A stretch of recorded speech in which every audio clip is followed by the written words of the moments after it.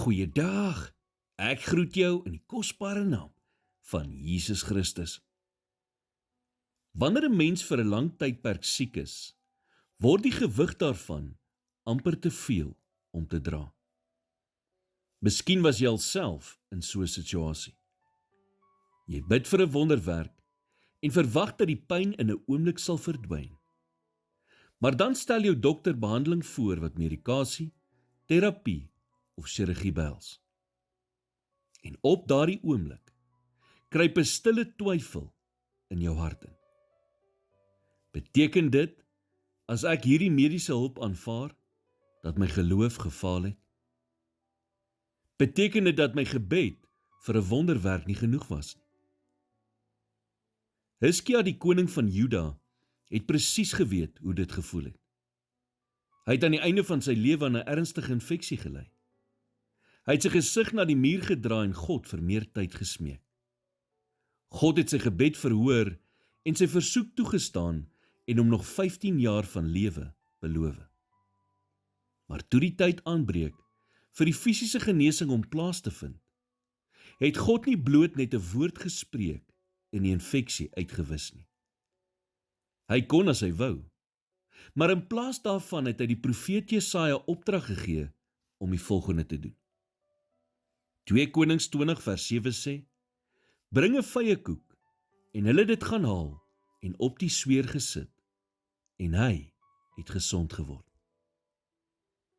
Die genesing was nie minder wonderbaarlik omdat dit vye behels het nie. Dit was net 'n teken dat die Here herstel bring deur watter gereedskap hy ook al kies. Wanneer jy 'n gesondheidsuitdaging in die gesig staar, word jy nie gedwing om te kies tussen die groot geneesheer en die dokter se spreekkamer.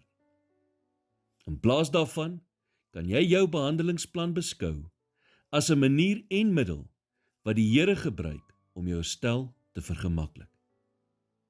En hoe God ons lei is persoonlik. Vir sommige kom die wonderwerk in 'n skielike, onverklaarbare verandering. Vir ander kom dit dalk in die vorm van 'n suksesvolle operasie of 'n korrekte diagnose. Maar in beide gevalle behoort die uitkoms aan die Here. Praktiese geloof is om die hulp wat vir jou beskikbaar is te gebruik, terwyl jou hart stewige anker hou in die een in wie se hand jou lewe is. Moenie toelaat dat die vyand jou oortuig dat jou mediese sorg bewys is van 'n swak gebeds- of geloofslewe nie. Vertrou dat Jesus die outeur van jou genesing is, of hy nou werk deur 'n bonatuurlike aanraking, of die hande van diegene aan wie hy wysheid geskenk het, om jou te kan behandel. Jy is dankbaar vir die medisyne, terwyl jy al die eer aan die gewer daarvan gee.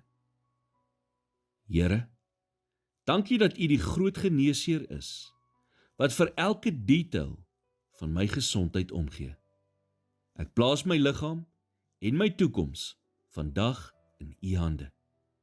Gebruik die gereedskap wat U ook al kies om vandag herstel in my lewe te bring. In Jesus naam bid ek dit. Amen.